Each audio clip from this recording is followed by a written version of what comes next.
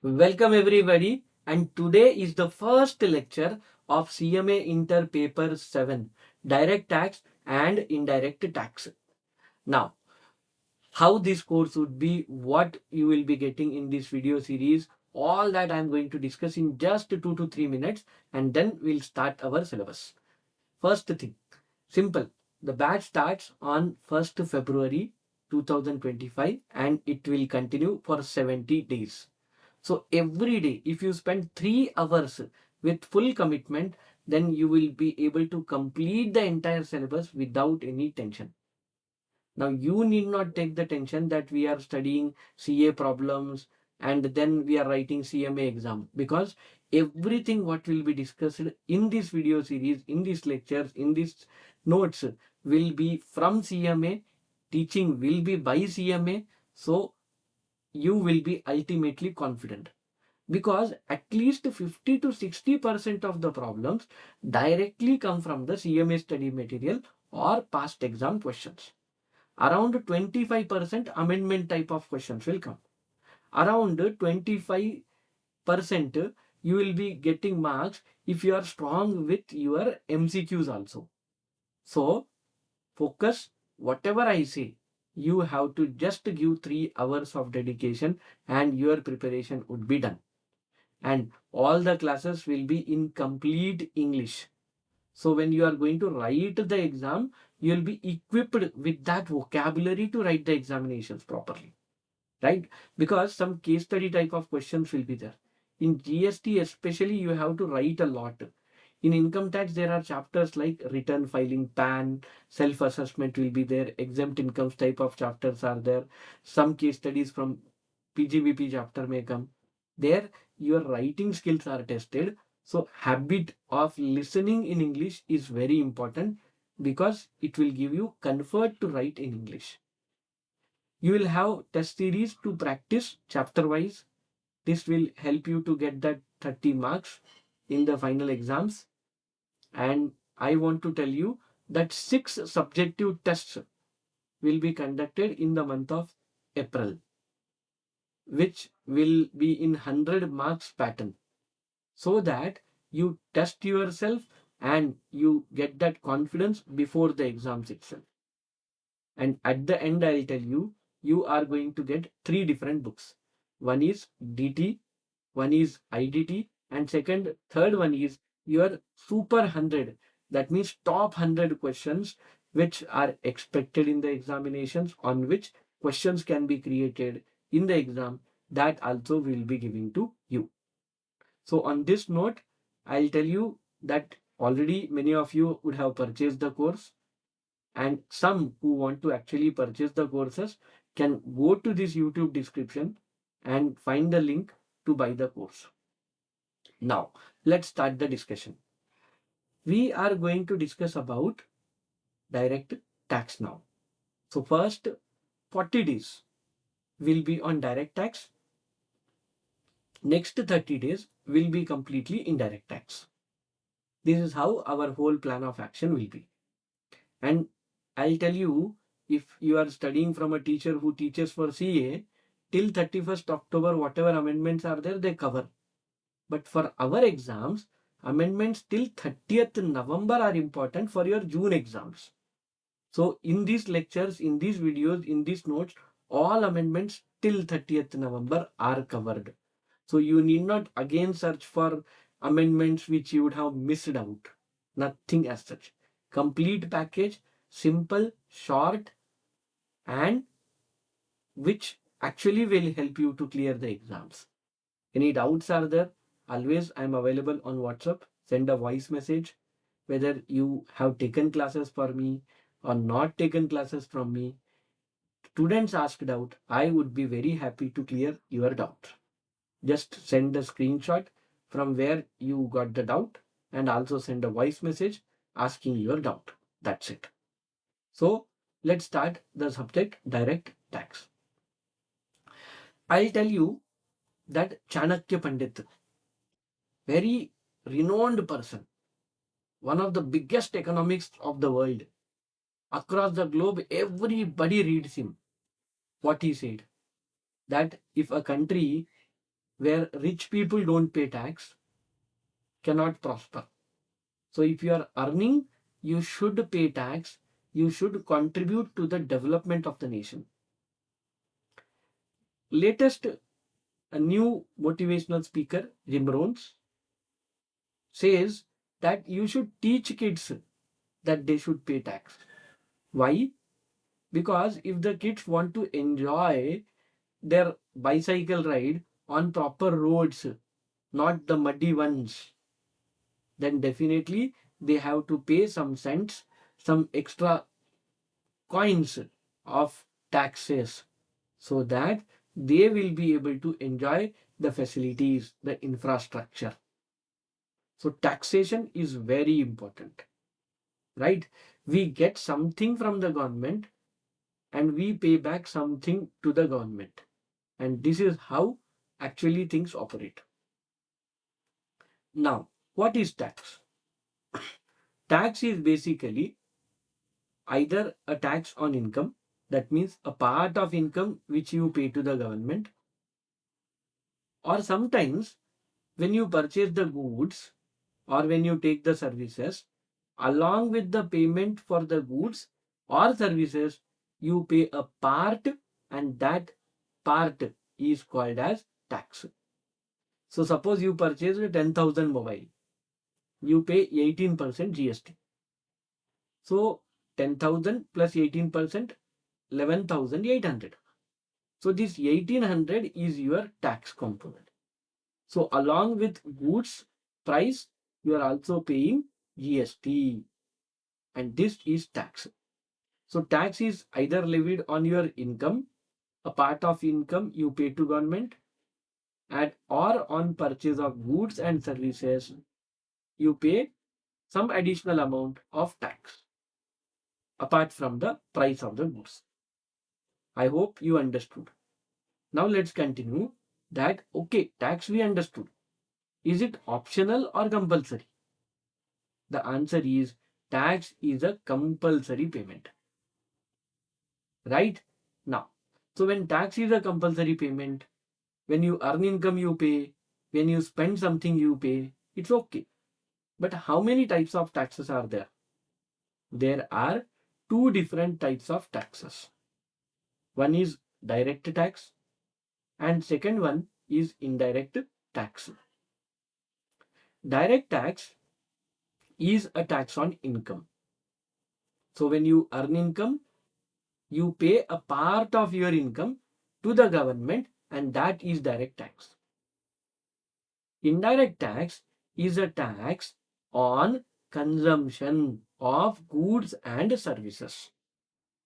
So indirect tax is a tax on consumption of goods and services. So when you consume the goods, when you take the services, you pay the price and also you pay tax, and that is indirect tax. Now when it comes to direct tax, you are earning income and you are only paying tax to government. That means impact of tax, the burden of tax is on you. You will bear the tax, you will pay the tax. Correct? Similarly, in indirect tax, there is a slight difference. Here, who pays indirect tax to government? You go and pay 1800 GST to government. No, correct? You pay to the seller and the seller goes to the government and makes the payment. So basically paid by seller to government but collected from the customer. So impact is on somebody and paid by somebody. Correct? This is the difference. So in direct tax, payment and burden is on the same person. Right? You earn income, you pay tax. Burden is on you in income tax, in direct tax. Whereas when it comes to indirect tax, payment is done by sellers, wholesaler, retailer to government. But burden is shifted to the consumer. And that's why they say indirect tax is inflationary in nature. Like example, you went to the mobile store, 10,000 mobile. You purchase for 10,000. No tension. But if you add 18% GST, what happened? 11,800. So it increased the burden on the customer, correct? You are paying extra money, correct, to buy the same mobile. So it increases the prices of the product. This is indirect tax. And when it increases the price, automatically inflation increases. So they said indirect tax is inflationary in nature. Now I will ask you if indirect tax is inflationary because it increases the price of product. It increases the price charged for service. But is direct tax inflationary in nature? Chalo, tell me. The answer is no. Direct tax is not inflationary in nature. So indirect tax is inflationary. Direct tax is not inflationary. Direct tax is on income. We discussed. Indirect tax is on consumption of goods and services. Direct tax, payment and burden is on the same person. Indirect tax, payment by wholesaler, retailer to government, but burden is on the customer. Then we also discussed that examples we should understand. Direct tax examples are income tax and indirect tax examples are GST and customs duty. We know income tax? Yes. Tax on income. GST is a tax on goods and services. It's an example of indirect tax. And customs duty is an example of indirect tax because it's a tax on import and export of goods. One more point which I have to tell you. Direct tax is progressive in nature.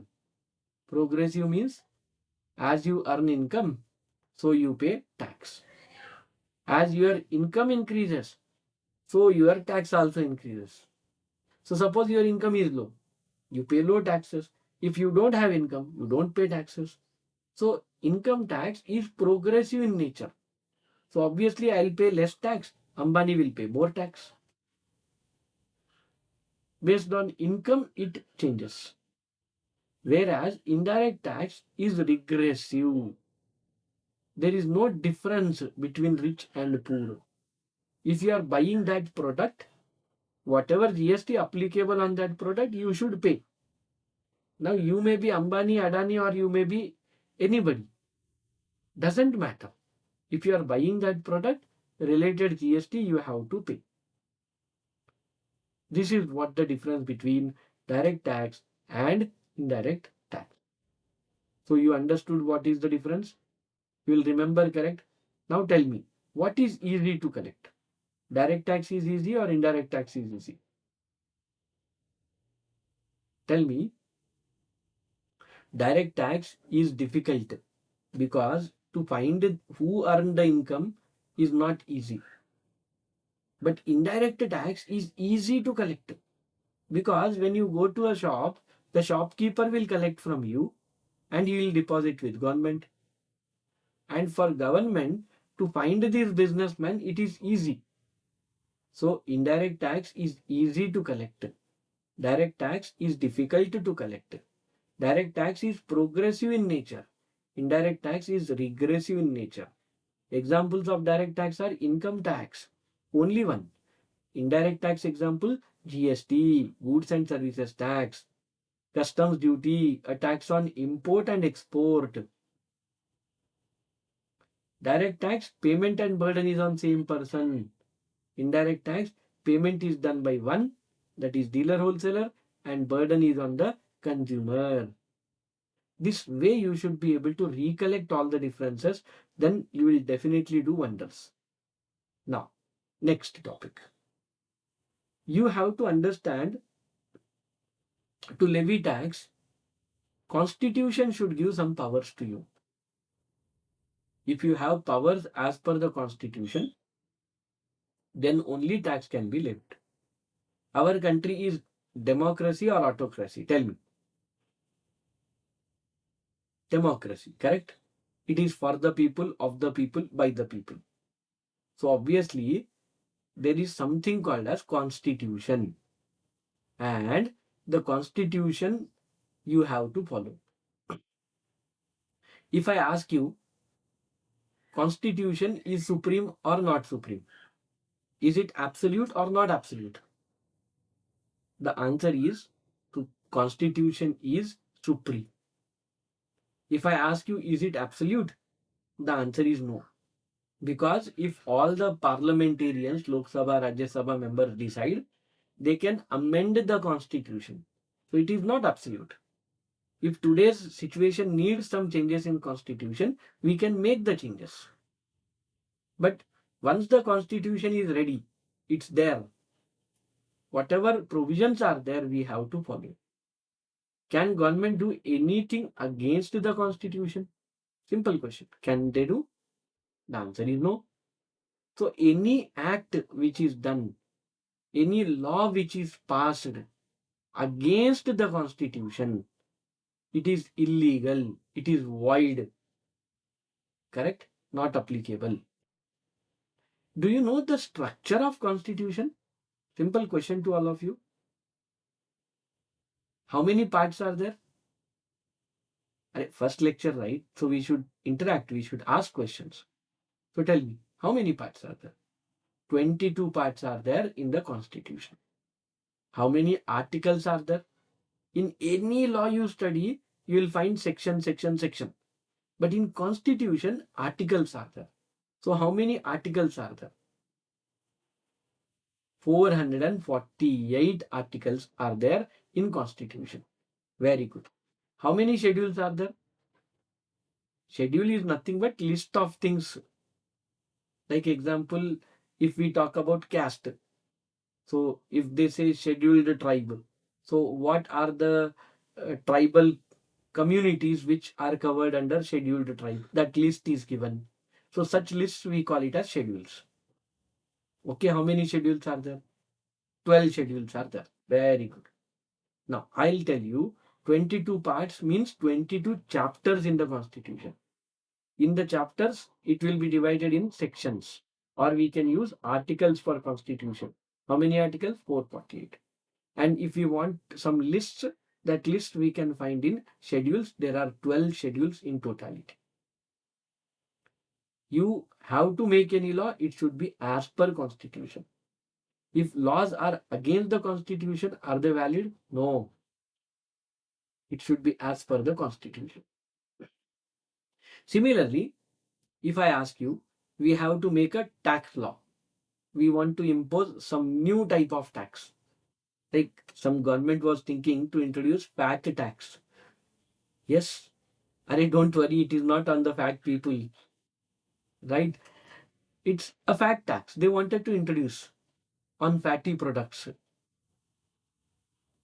So that fat tax was not introduced. But if they want to introduce, they have to do it as per constitution. Okay? Very good. Now, what constitution says? Article 265 comes into picture. It says that no tax can be levied except with the authority of law. So Article 265 says no tax can be levied except with the authority of law. Now some general knowledge for you. That when we talk about direct tax or even about GST, it is basically a money bill. Do you know it is money bill? Yes, it is money bill. And if we want to pass that money bill in the parliament, what is required? To pass the money bill in the parliament, what is required? To pass the money bill, approval in the Lok Sabha is required. What is required? Approval in the Lok Sabha. That's it. Rajya Sabha can only give suggestions, but they cannot do anything. But Lok Sabha can pass the money bill. So you would be hearing the news that direct tax code 2025 is going to come. right? This existing direct tax will go, new direct tax will going to come. So it will be as per the constitutional provisions, that is Article 265. And that too, only Lok Sabha can pass it.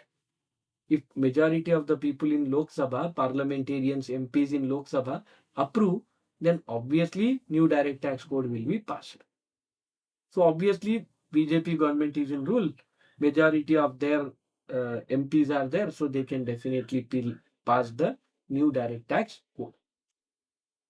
But you may be thinking, ki sir, if direct tax code on 1st Feb comes, will it be applicable for our exams? The answer is absolutely no. Your exams are in June 2025. Your exams are in December 2025. For all of you, we are recording these videos. So for your exams, direct tax code will not apply at all. And moreover, whenever a new law is brought, there will be lot of changes, lot of confusion, lot of chaos. So lot of new updates continuously float from the government side. So it would be very tough for students in 2026 to study the new direct tax code, because it's new for everybody. So I would suggest that this is the right opportunity. Complete the things fast. Now only clear the exams. Don't postpone it to 2026. It will become tough for all of you. Okay. Of course, as of now, there is no guarantee that it would be brought. But as finance minister said, we are conveying the message to you. She said she'll bring direct tax code on 1st Feb. I'm saying it may happen. As government communicates, so I am communicating to you. But never worry, existing syllabus is there. Prepare well, get that knowledge, clear the exams. New laws we can study after qualifying also.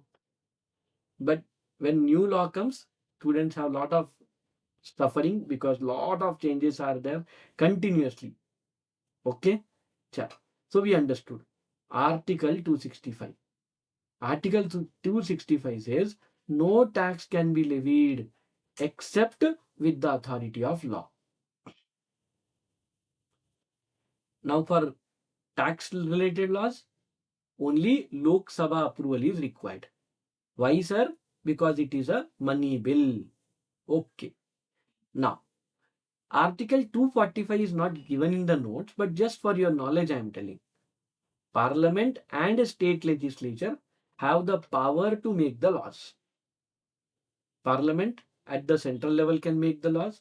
State legislature can make the laws for the state. This is Article 245. But on which items?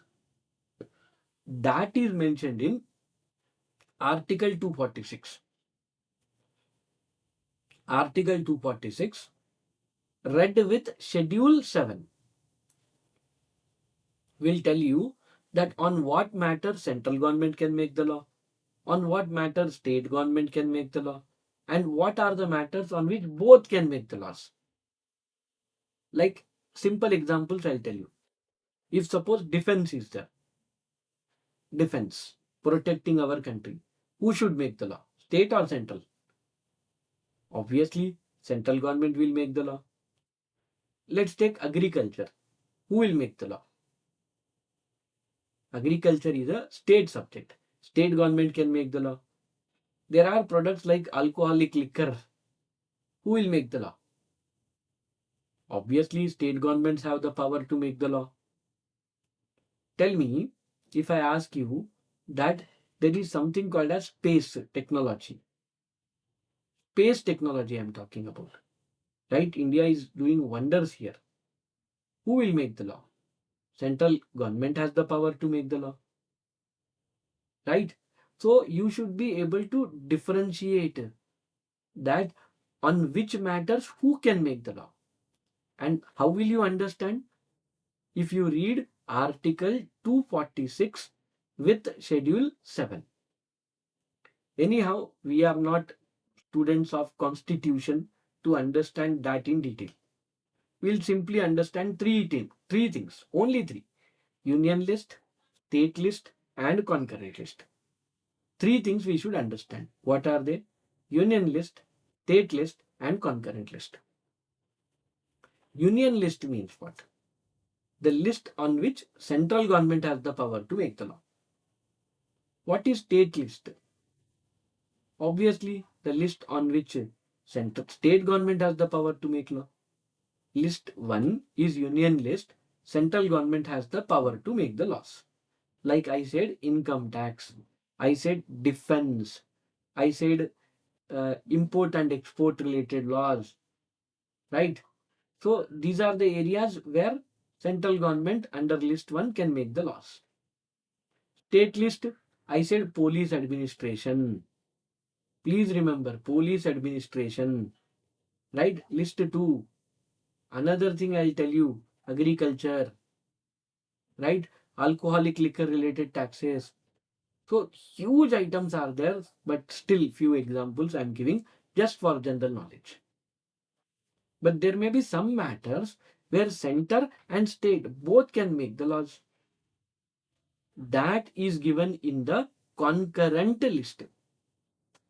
So if center and state both can make the laws on some matters, that is list 3 and it is concurrent list.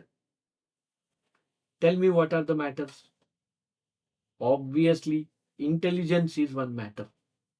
Yes, intelligence related, intelligence input to government, central and state both have their agencies and both coordinate with each other.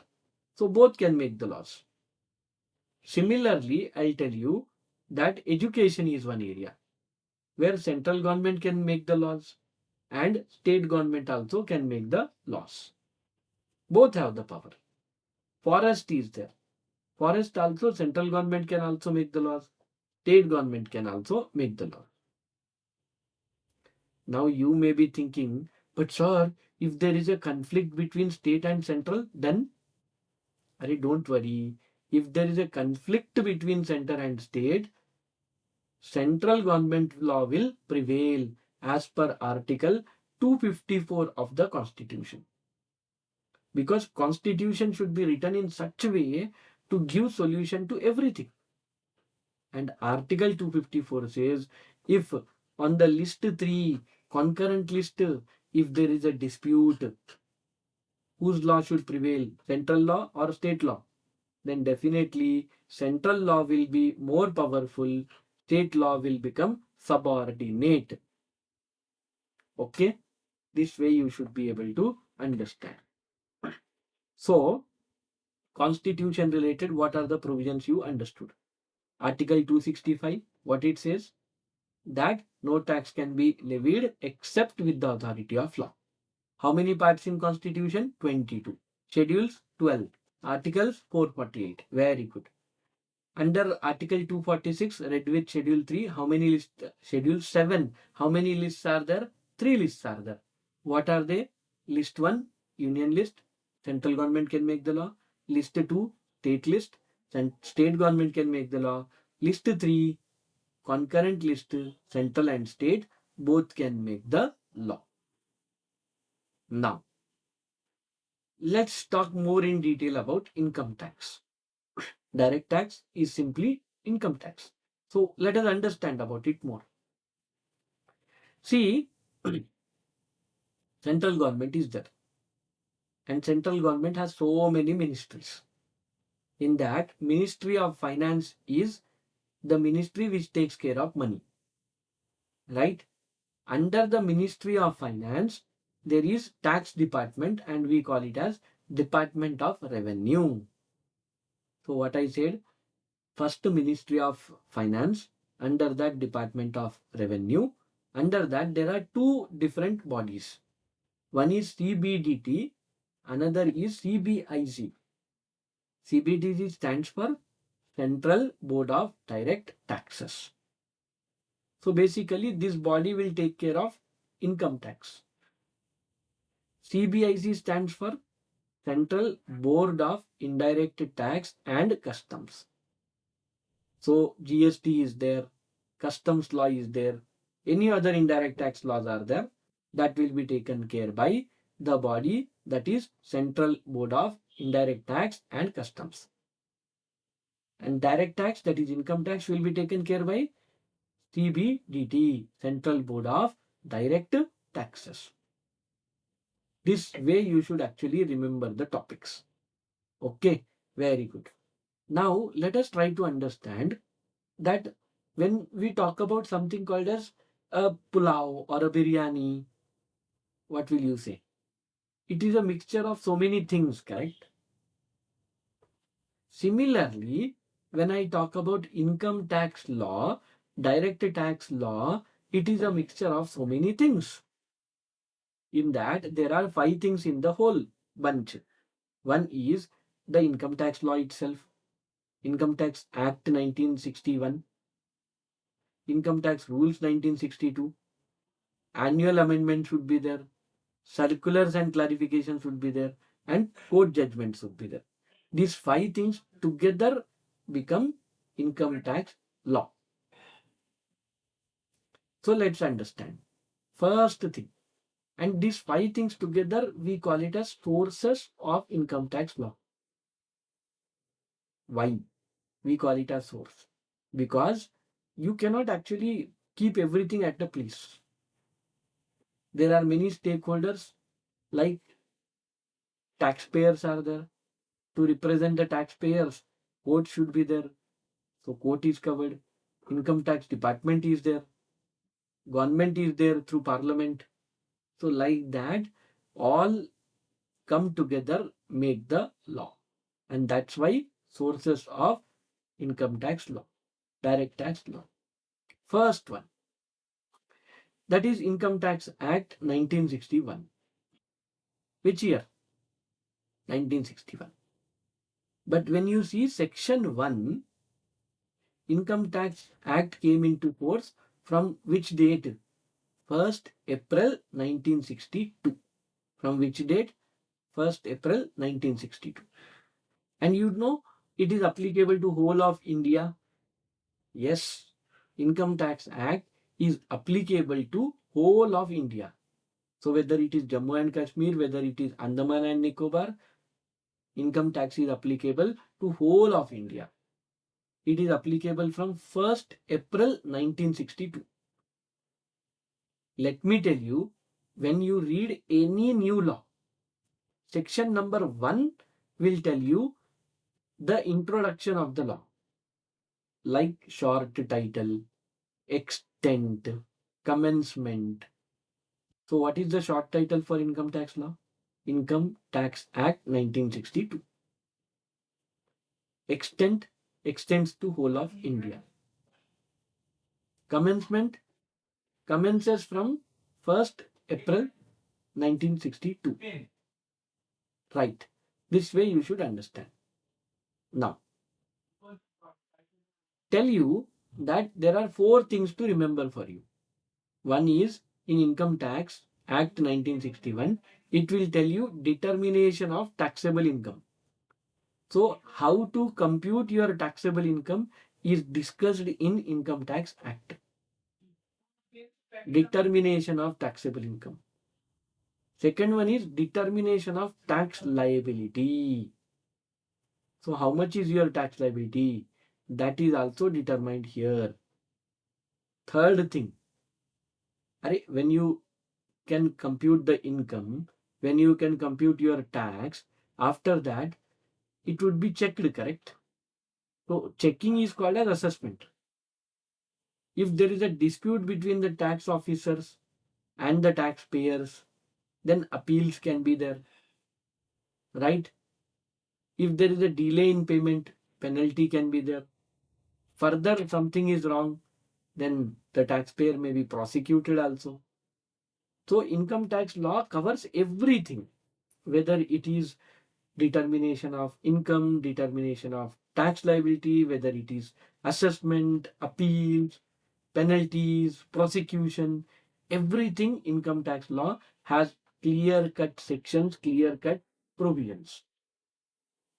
I'll tell you one more thing, that to do all these things, income tax department should have powers, correct? So that powers are also discussed in Income Tax Act itself.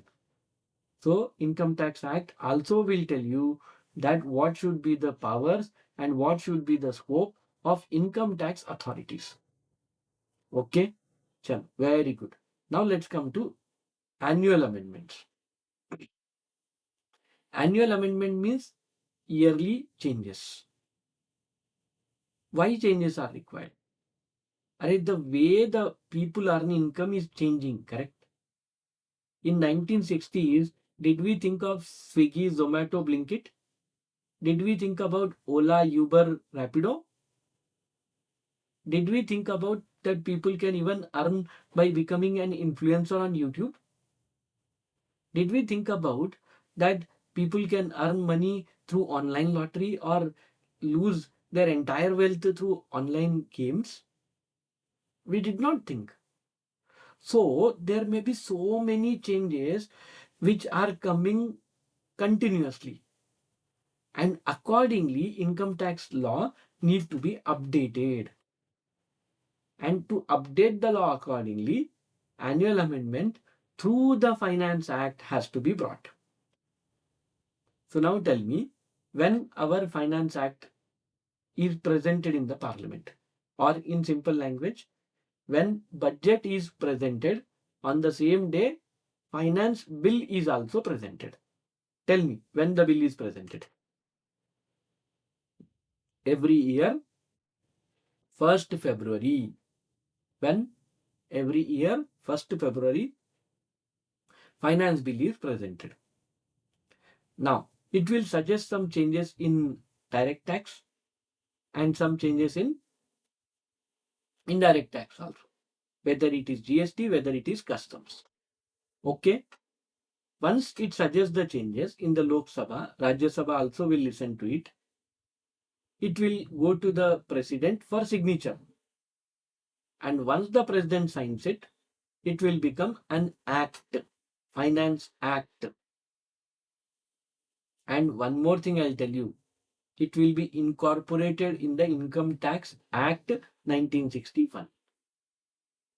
So when Finance Act makes any change, will it be a separate law to be read? No. It will go and is included in the Income Tax Act itself. Okay, very good. Now, let me explain to you that our finance minister is Nirmala Sitharaman. Every year on 1st February, she'll bring a Finance Act. Okay, finance bill she will present. Once it is presented by the, approved by the president, it will become an act. This part is clear to all of you. Okay. But do you know how the laws are made in our country? This is okay. ये तो है, ठीक है. But how laws are made? Suppose example, new direct tax code they want to bring. How they will bring? So first, Ministry of Finance is the main ministry here because it has to take care of direct tax. Correct? And there is a drafting ministry. Drafting means some law has to be made. That law has to be written, correct? For writing, there is a ministry called as Ministry of Laws and Justice. There is a ministry called as Ministry of Laws and Justice.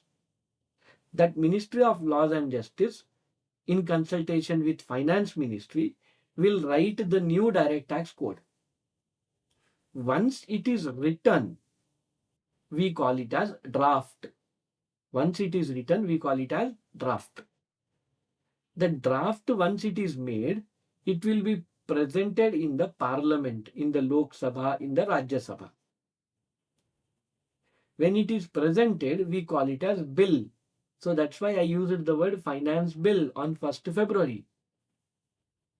Once it is approved by Lok Sabha, because it is a money bill, if it is other law, then Lok Sabha, Rajya Sabha both should approve.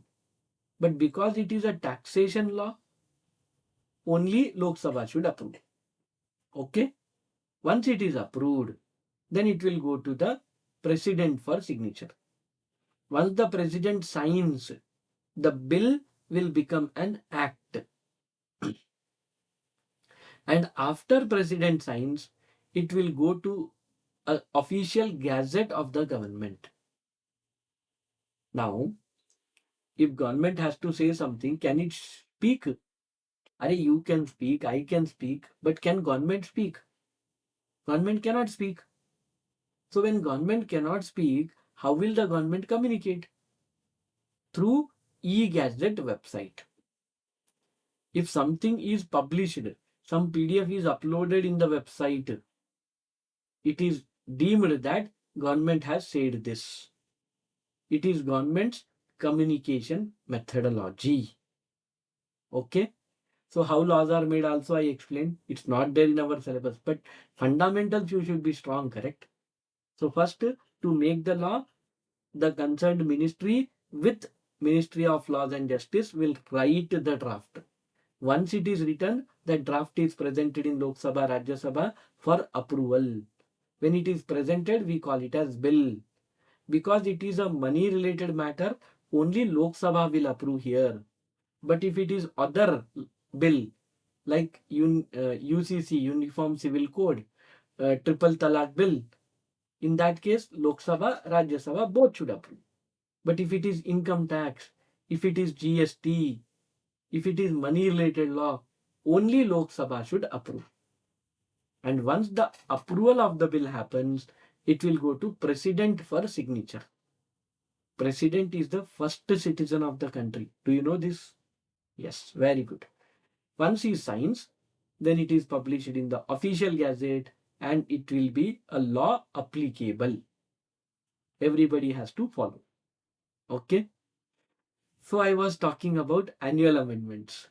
So here when amendments have to be brought, Nirmala Sitharaman ji will bring the budget on 1st Feb. In that amendments will be brought. That amendment will be applicable from 1st April. Correct?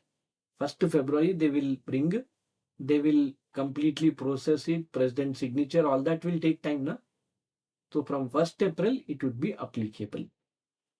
So suppose example, whatever finance bill was presented on 1st February 2024, I am telling correctly, 1st February 2024, that will be applicable for assessment year 25-26. That will be applicable for assessment year 25-26. Right? So that's why when I said when 1st February 2024 they presented the bill, that bill is applicable for assessment year 25-26 and your previous year 24-25. Okay. And that's why I said that for your exams, budget 2024 will apply. Okay. And budget 2025 will apply in 2026 year's exams. Right. Suppose example, some tough situation is there and government was not able to bring the budget. Some emergency is there. Budget was not introduced. Finance bill was not passed. What to do? Then they simply say that if the draft is ready, then the new draft or the existing law, whatever is beneficial to the taxpayer should be applicable. Whatever existing law or the new draft, whichever is beneficial to taxpayer should be applicable if the government is not able to approve the finance bill by 1st April. Okay, very good. Now, this is given in which section? 294.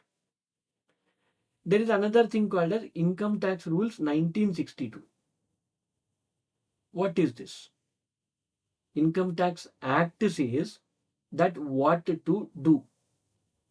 Income tax rules say how to do. Are you able to understand? It is simply like Modi and Amit Shah's jodi. Right? Modi ji will tell something that ye karna hai Amit bhai. And rules are like Amit bhai, Amit Shah. It will do. it will decide what should be the procedure. It will decide what should be the computation methodology. So there is a section 295. It says Central Board of Direct Tax have the power to draft the rules. And they will tell what should be the procedure for computation or procedure for executing certain things. For that, rules are important. Okay. So 295 gives CBDT, Central Board of Direct Taxes, the power to make the rules. Once the CBDT makes the rules, it will be again published in the official gazette. And then only the rules will be effective. Now, who should follow the rules?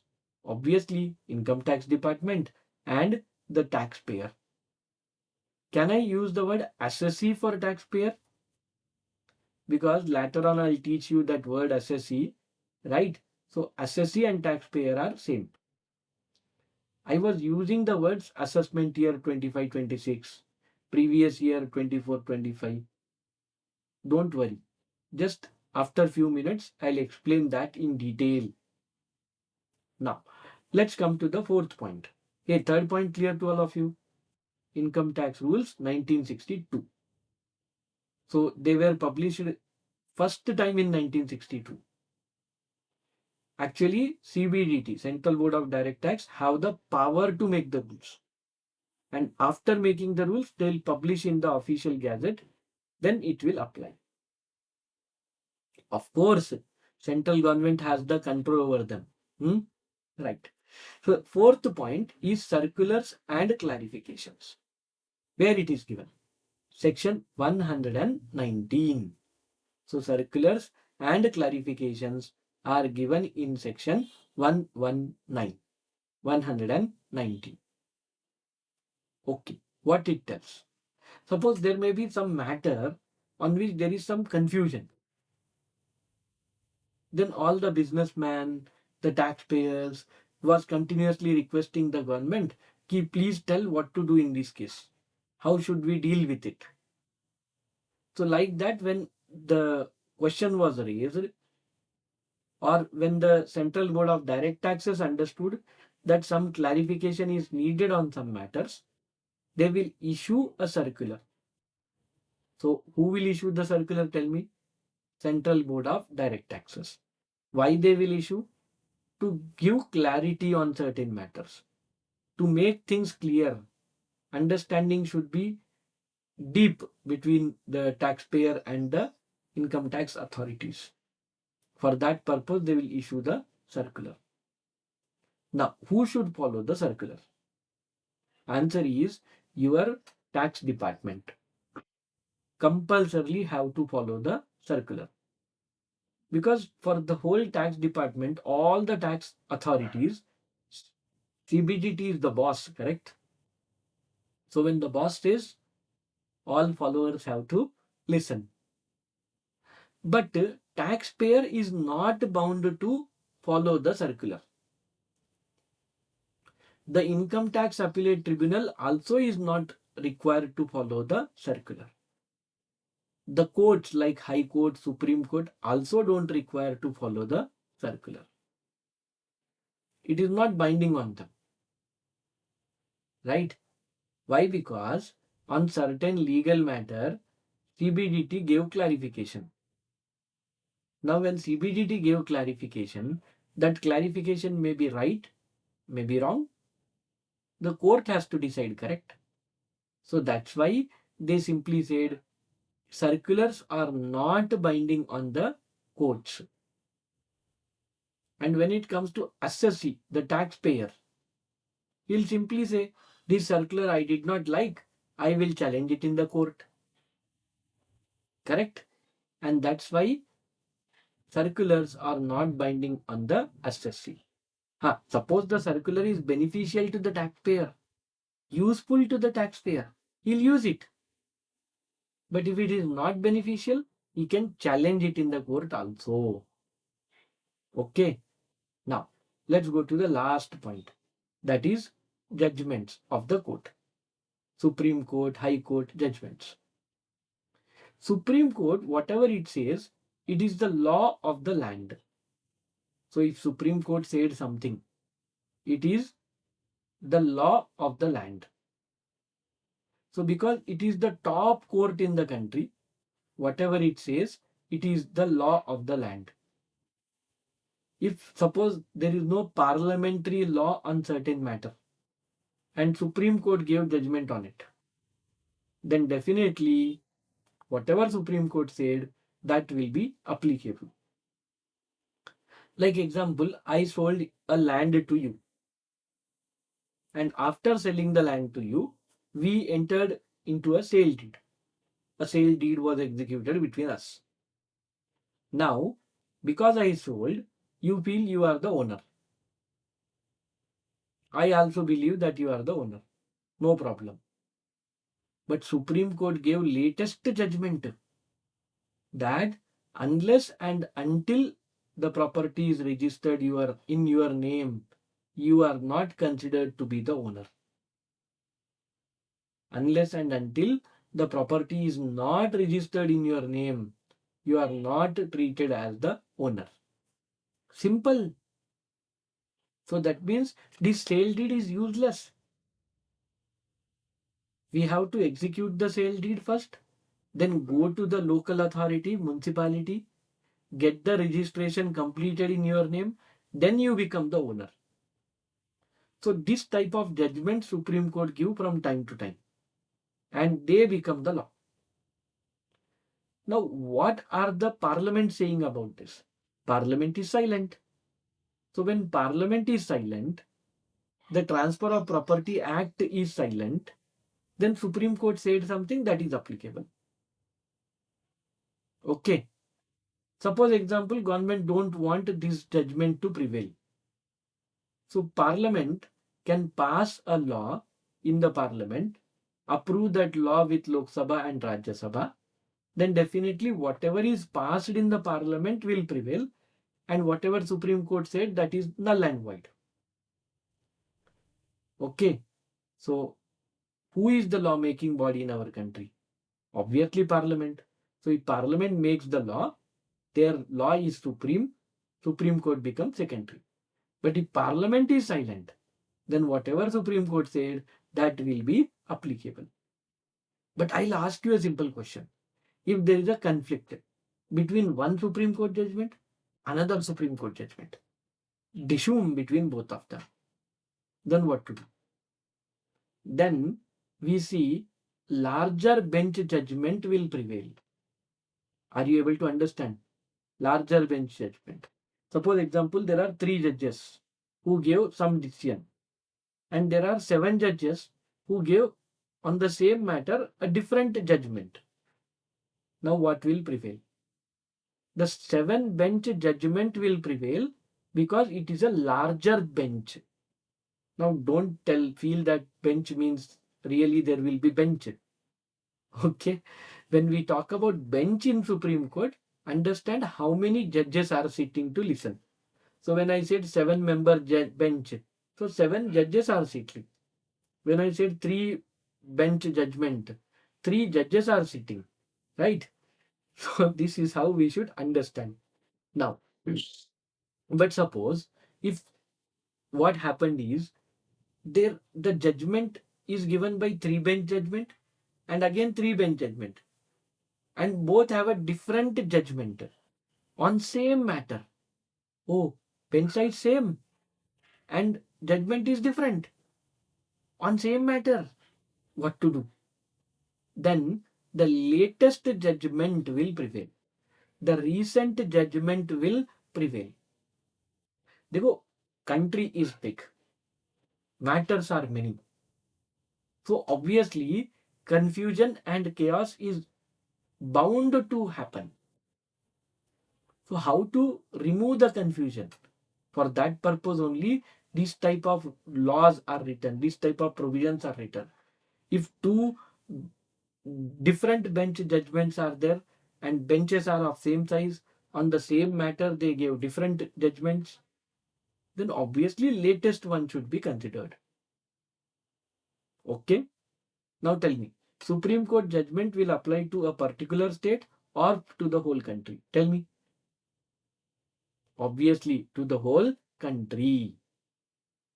Now, come to High Court. Whatever High Court says, it is applicable to the respective state. Suppose Telangana High Court gave a judgment. Obviously, it is applicable to entire Telangana. Correct? No doubt should be there. But is the same judgment applicable to Karnataka? Is Telangana's judgment, High Court judgment, applicable to Kerala? The answer is no. Their High Court can give a different judgment also. But most of the times what they do is, they take the reference of each other's judgment. But High Court's jurisdiction is for that state. So whatever High Court says, it is applicable to that respective state only. Okay. Now next one is, one more court is there, and that is ITAT. Now tell me the full form of ITAT. Income Tax Appellate Tribunal. When I say ITAT, it is Income Tax Appellate Tribunal. When I say ITAT, what it is? Income Tax Appellate Tribunal. It is basically a fast track court to solve the income tax disputes. ITAT is a fast track court to solve the disputes of income tax. So its judgment will apply on the income tax authorities. Its judgment has to be followed by taxpayer. But suppose if they want to challenge, they can challenge it in High Court. If they don't like High Court judgment, they can challenge it in Supreme Court. If multi-country cases are there, even Supreme Court judgment can be challenged in international courts. Yes, there is a Vodafone case where it happened that Supreme Court judgment Vodafone did not like. Then they filed the case in international court. Indian government, Vodafone fought in the international courts, and it went on. So basically, this is how things operate. So ITAT is Income Tax Appellate Tribunal. And last thing I'll tell you, देखो, when we talk about disputes, dispute may be of a fact or may be about a law. Correct? Like, what is the true meaning of the law?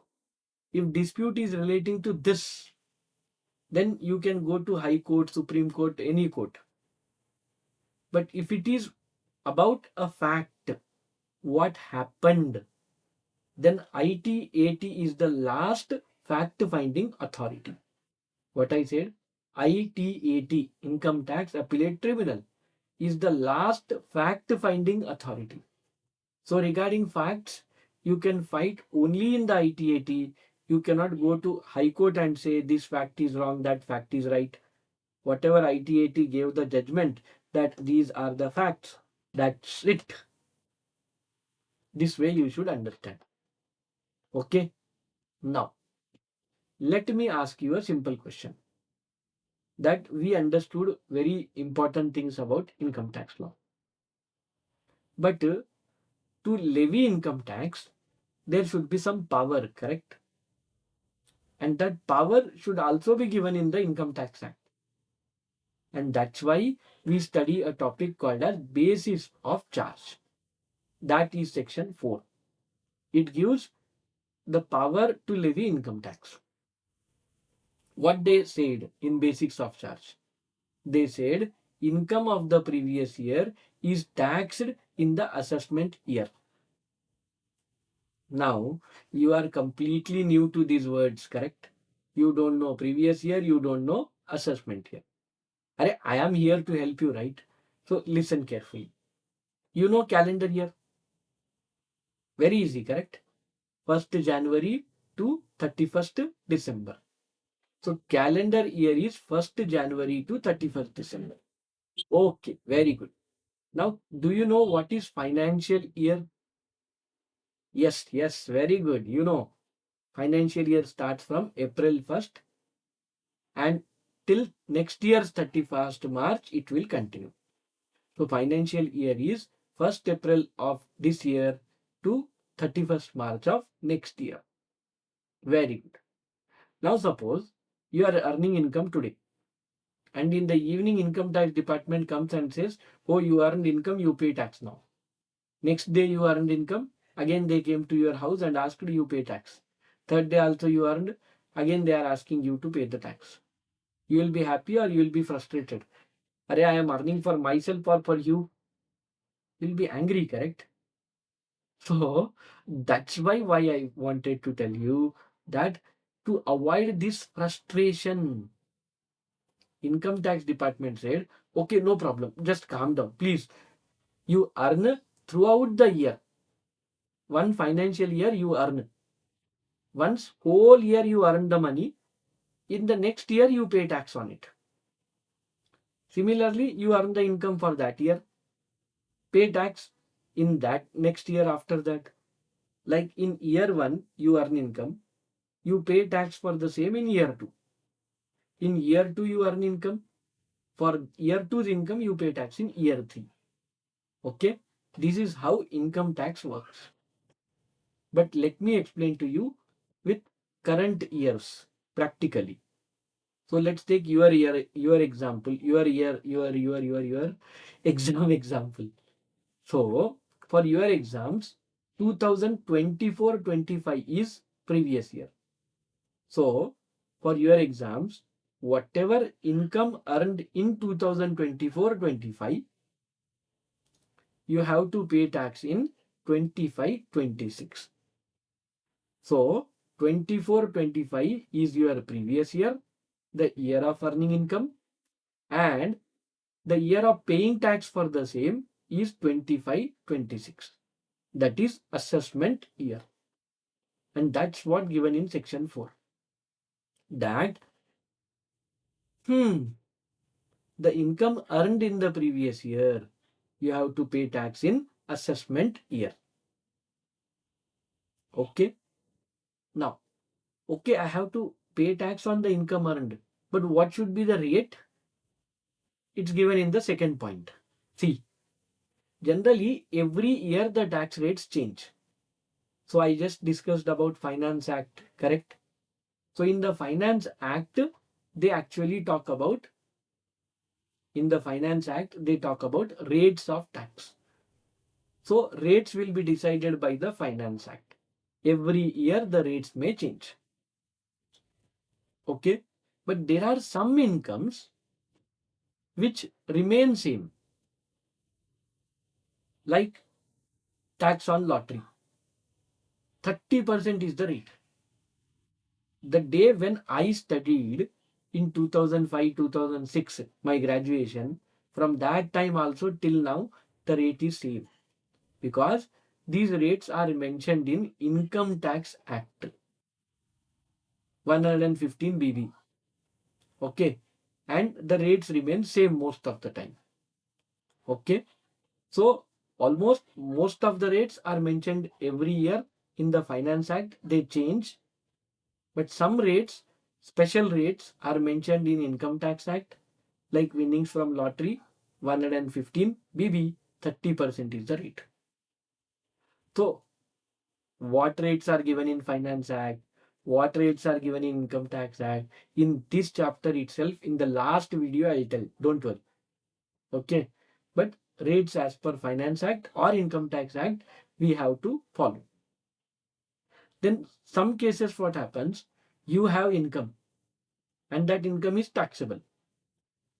So what you feel, okay, I'll earn income in the previous year and in the assessment year I'll pay the tax. But government is not so happy. Government says, ye dil mange more. They say that as you earn income, at the same time, let the tax be deducted, or you pay the advance tax at the same time. Final settlement we'll do in the assessment year, don't worry. But some portion of tax in the name of advance tax, in the name of tax deducted at source, the government collects in different ways. When that topic comes, I'll discuss. So if TDS, tax deducted at source, or advance tax is applicable, let us apply. Let us follow. That's what basis of charge says. So let us sum up basics of charge. What they said, three things. You earn income in the previous year, like 2024-25. For that, you pay tax in assessment year, that is 25-26. Similarly, rates are mentioned in Finance Act and some rates are mentioned in Income Tax Act. So when some rates are mentioned in Finance Act, we change every year because every year new Finance Act comes. Rates mentioned in Income Tax Act not change often.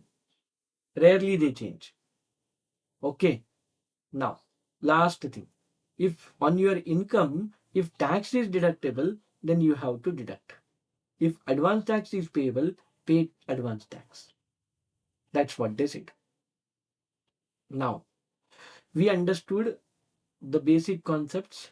We understood what are the different types of taxes. Constitutional provisions we discussed. We also discussed about the administrative structure. We discussed about sources of income tax law. And then we tried to understand basis of charge. Now, important terms which we should understand. Assessment year. What do you mean by the word assessment year? I was just discussing the year in which your final tax settlement is done is assessment year. Sir, where it is mentioned? Section 2, clause 9. Which section? Section 2, clause 9. Yes, in income tax we use the word section.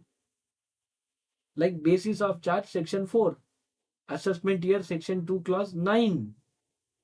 In constitution we use articles. Okay, don't get confused.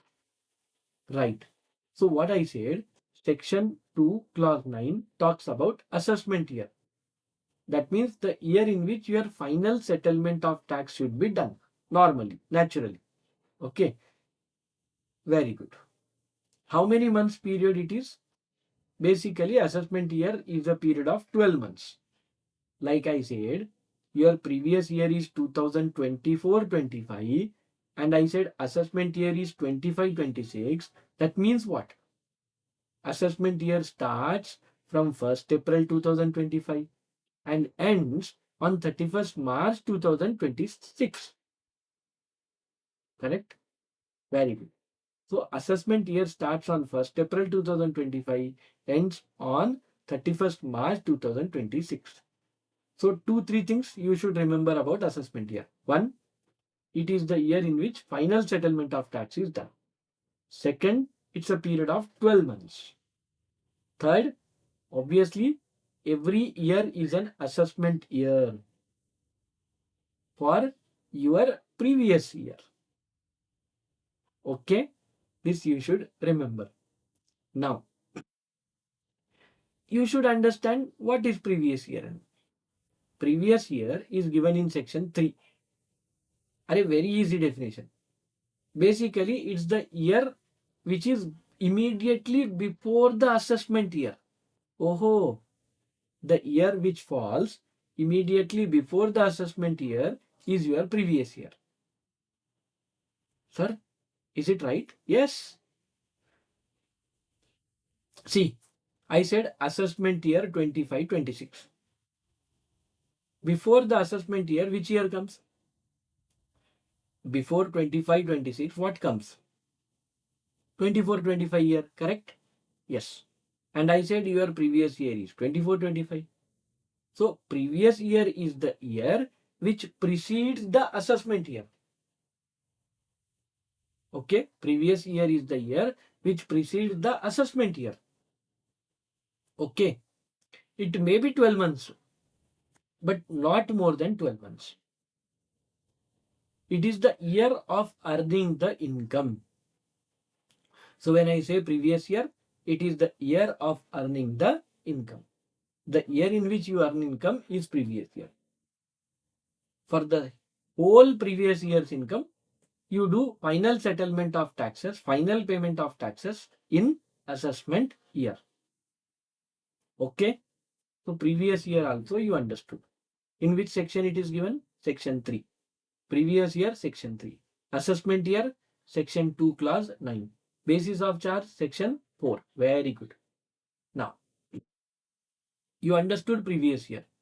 But suppose you started a new business. I just wanted to tell you, you started a new business. Or maybe you started a new job. So you started the job like my student, I'll tell you, Aishwarya, joined a company on 16th December. Around 9 lakhs package she got, and she is working in Godrej Properties. We worked together for her placements. So 9 lakhs package she got, it's perfectly fine. Godrej Properties, fine. But now when she has to file her income tax return, what is her previous year? So previous year starts from 16th December, the day when she joined the job. From 16th December 2024 to 31st March 2025 is her previous year. Clear? Now suppose I started my business. Suppose I started my business, just imaginary example, on 1st July 2024. So my previous year is 1st July 2024 to 31st March 2025. Okay. So if it is a new source of income like Aishwarya, job, or new business income, or new source means it can be a job or it can be new business, right? So previous year is when you start earning the income till the next 31st March. And immediately the assessment year starts on 1st April. Okay. Suppose for my example, 1st July 2024 to 31st March 2025, I said previous year. So from 1st April 2025, the assessment year starts till 31st March 2026. Okay. Now, first time you start earning income, your previous year may be for less period, less than 12 months period. But from next year onwards, the whole year she will do job. So her previous year will obviously be 12 months. Like in 2025-26, she earns income, she do job. So 25-26 is her previous year. And for that previous year, assessment year will be 26-27. In 26-27, she earns income, that is previous year. For that, assessment year will be 27-28. Should not get confused between these things, very basic things. Okay, very good.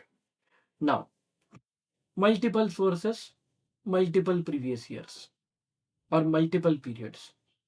But in income tax records, it will be 12 months only. Okay, very good. Now, general rule is as per basis of charge. What is general rule? You earn income in the previous year, and for that you pay tax in the assessment year.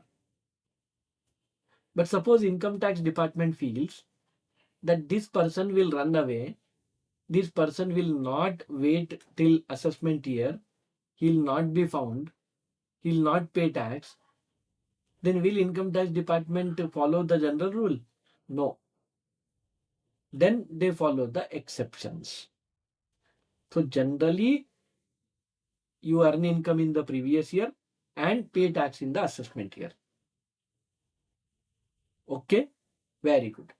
But in exceptional situations, 5 exceptional situations which are mentioned under section 172 to 176, your previous year itself will be treated as assessment year. What they said?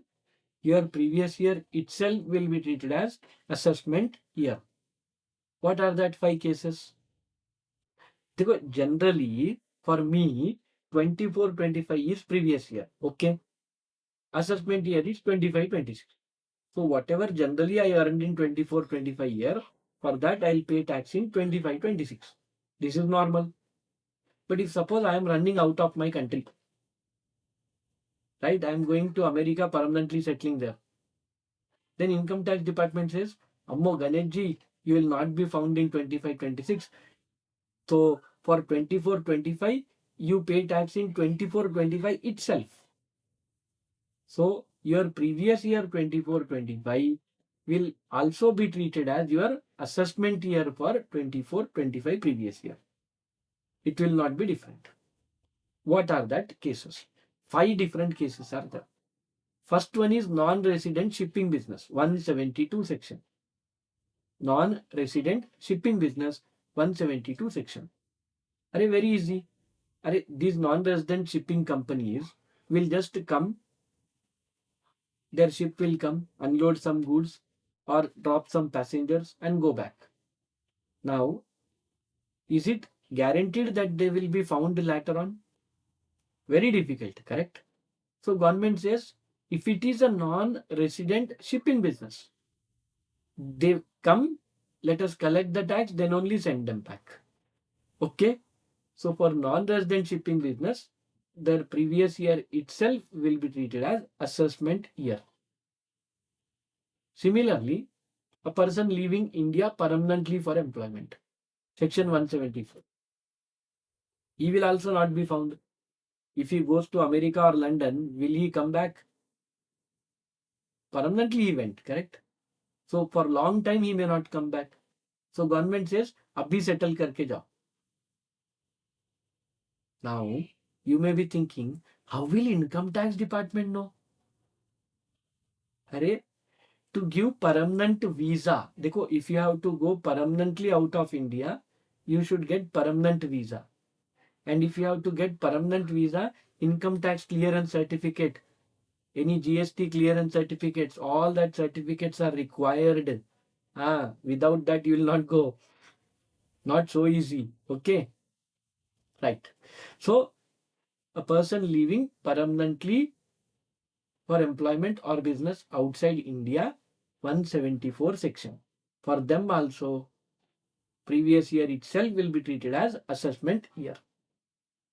Suppose some temporary associations are created. Like there are some Western music bands which come to India, like maybe some Weber is there. I don't know what Weber, but he comes to India and some 15 days concert is there, 1-2 days concert is there. So for that, association is created, media partner is there, that infrastructure partner is there, right? The music band also becomes a partner, finance partner will be there, marketing partner will be there. All that create an association. Then they conduct the event, earn the profit, share, and get lost. Yes, this happens. Now, for such associations, government will not say we'll wait for the assessment year. Government says association created, correct? How much you are going to earn? Okay, this much is your tax, you pay and then go. So if associations are created for a temporary purpose, their previous year itself will be treated as assessment year under section 174A. 174A. There are some smart people. They transfer properties to others just to avoid tax. Yes, suppose example, I have 3 buildings. I am getting rent. So all that buildings rent I am showing in my income tax records and I am paying tax.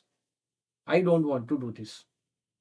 So what I did, I transferred 2 buildings to my relative just to avoid tax.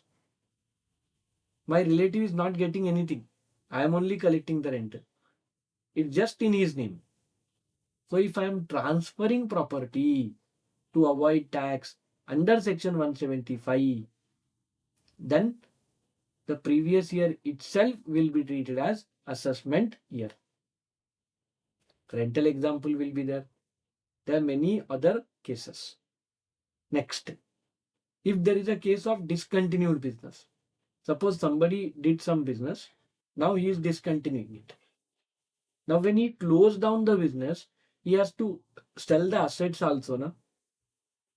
When he sells the assets, he'll get capital gain income.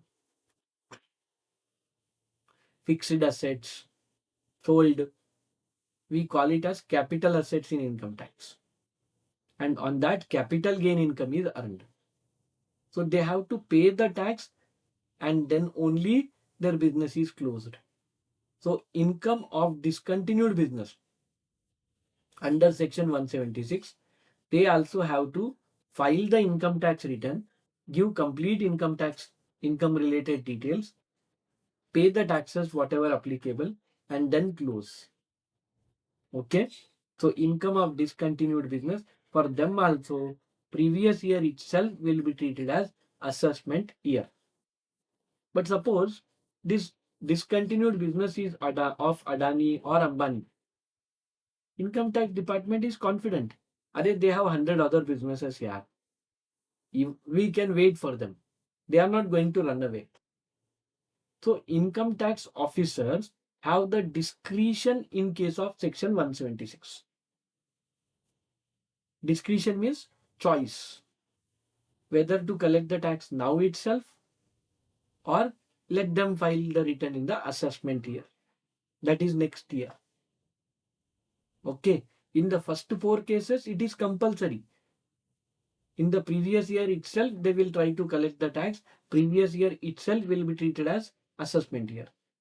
But in the last case, discontinued business case, assessing officers have the discretion, their personal choice, whether to collect now or wait till the assessment year.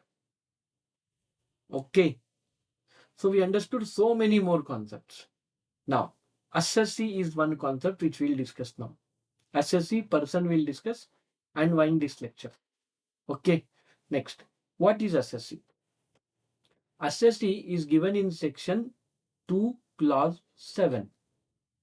Assessee as a term is given in section 2 clause 7. Now who is assessee?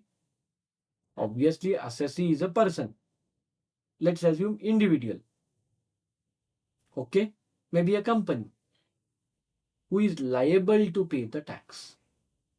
Suppose you are individual not earning any income. Are you an assessee?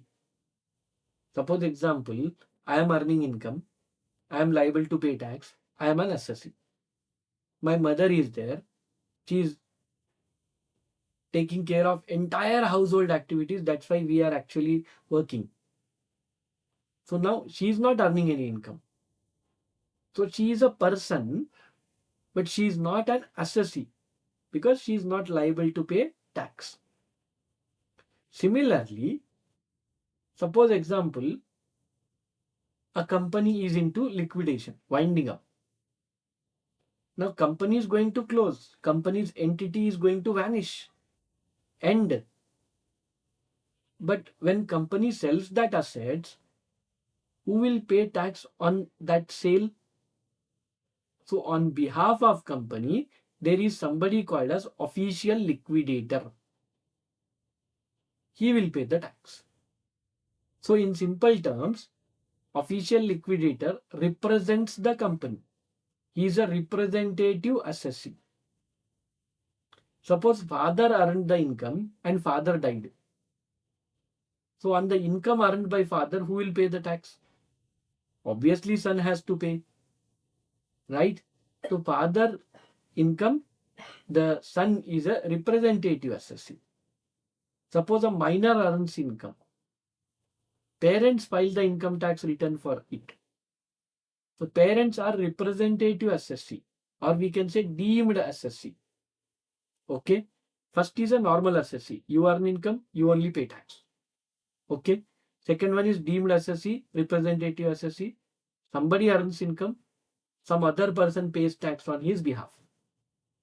Third is assessee in default. Assessee who did not pay the income tax. Like example, in Pune there was a case. There was a idli bandi. Oh, vada pav bandi. Sorry, not idli. Pune vada pav is very famous. So vada pav bandi was there. He was selling 300, 400, 500 plates of vada pav and earning huge money in cash. One day, income tax department just went there, just observing how many plates were thrown in the dustbin. And then they asked him that you are earning this much income, this is your cost, and this is your income. On that, this is your tax liability. Please pay. Now, did he pay on his own? No, he did not pay on his own. Income tax department caught them and asked him to pay the tax. So this type of people are assessee in default. So assessee means a normal assessee who is liable to pay tax on his income. Second type of assessee who represents the other person to pay the tax, representative assessee, deemed assessee. And third one is a person who is in default, not paying taxes. Assessee in default. But to become an assessee, you are supposed to become a person first. Ultimately, which rate of tax should apply to you? To decide which rate of tax to apply, assessee is liable to pay tax is perfectly fine. But at which rate? To decide the rate, you have to decide the category of person. And that person is defined in section 2 clause 31.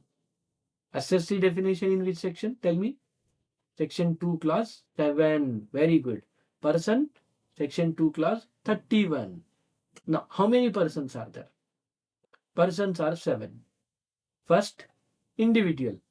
Ram, Sham, Sita, Gita, correct? Are all individual persons. Like you are listening lecture, you are an individual. I am teaching, I am also an individual. I am not AI, I am individual. Right. So basically, individual is basically a person. Hindu undivided family. A registered family business under the Hindu law with a PAN number. HUF will also get a separate PAN. So with a PAN number, right? They are also a person, separate person. Similarly, partnership firm. You all know what is partnership, correct? And LLP. LLP, you know, limited liability partnership. Very good. So it is a registered form of partnership and it is more formal. Limited liability partnership. 3 things we did. Individual, HUF, firm. Fourth one is company. What is company? Tell me. Sir, company is company. Registered under Companies Act 2013. Yes. But if it is an Indian company, then also we'll treat it as company here. And if it is a foreign company, then also we'll treat it as company here. Of course, Indian company is called as company and foreign company is called as foreign company. This difference is there because rates of tax are not same. Okay. I'll tell you, before 1st April 1970, if central government notifies some institution as company, it was also treated as company. Before 1st April 1970, if an institution is treated as company by central government, notified as company by central government, then it is company. And after that, Central Board of Direct Taxes, if they notify certain institution as company, it is company. If Central Board of Direct Taxes notify certain institution as company, it is a company. Right. So company means 4 things. Indian company, foreign company, any institution notified by central government before 1st April 1970 and after that by CBDT to treat it as company. Okay. You know, local authority is also a person. Local authority means obviously our municipality. In Hyderabad, we call it as Greater Hyderabad Municipal Corporation. In Maharashtra, Bombay Municipal Corporation for BMC, right? So for every city, there is a municipality. Some people use town area committee, right? Like that also some words are there. Okay. So local authority is obviously a local authority. So we discussed individual, HUF, partnership including LLP, company, local authority. 6th one is very important. association of persons or body of individuals. What do you mean by that? देखो, when I say body of individuals, understand it is a group of individuals.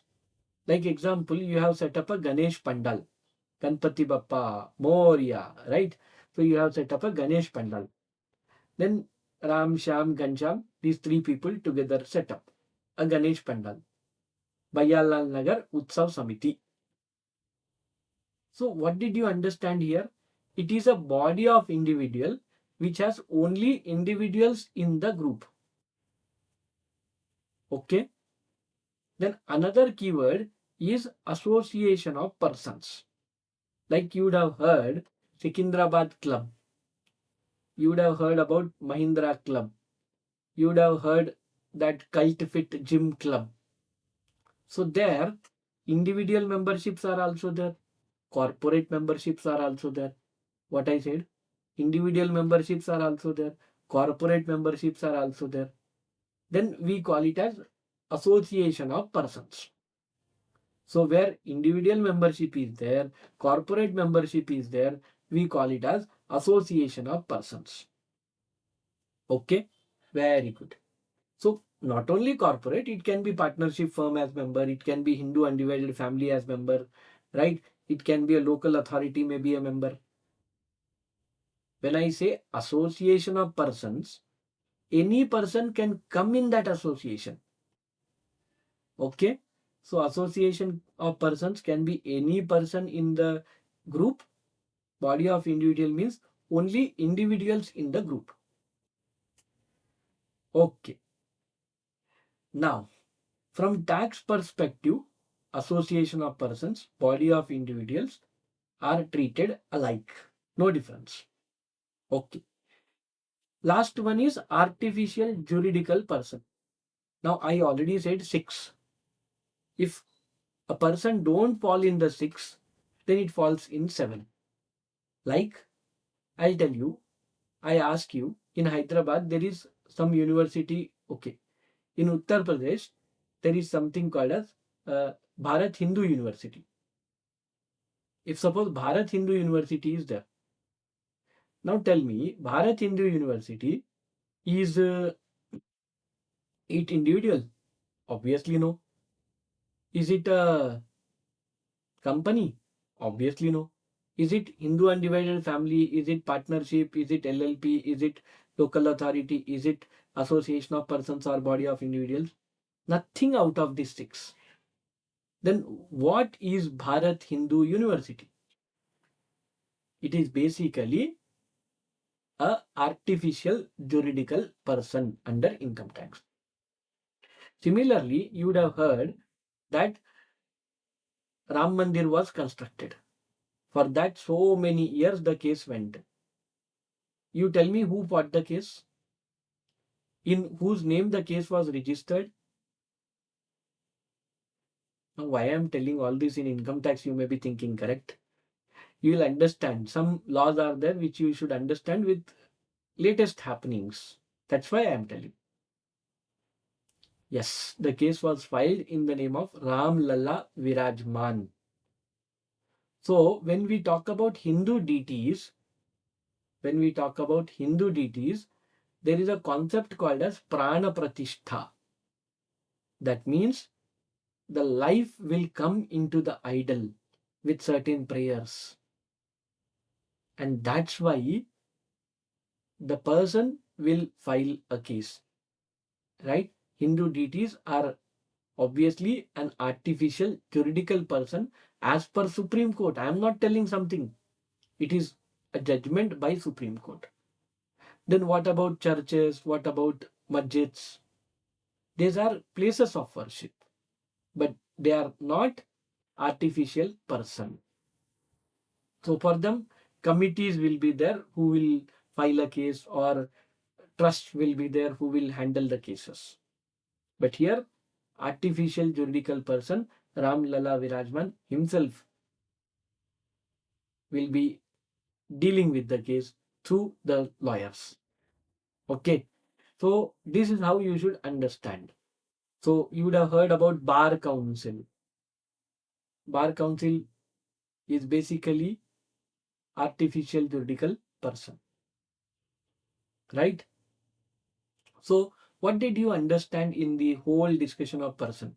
Person means individual, person means Hindu and family, person means partnership firm including LLP, company, local authority, association of persons, body of individuals.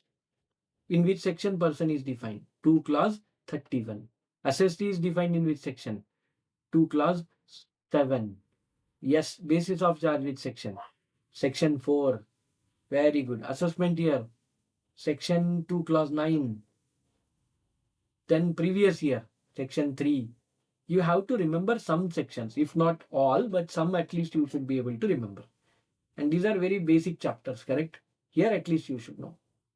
So we understood so many concepts in direct tax. And in the next lecture, we'll also discuss some more concepts in the first chapter itself. Around 5-6 hours of content will be there to explain the concepts in first chapter itself. In depth, we'll discuss everything. Around 210 to 230 hours of lectures. So every day, 3 hours you give commitment, will complete the lectures in 70 days itself. Okay. And if you're watching this on YouTube, do share with your friends. Thank you so much for patient listening, and we'll meet in the next video.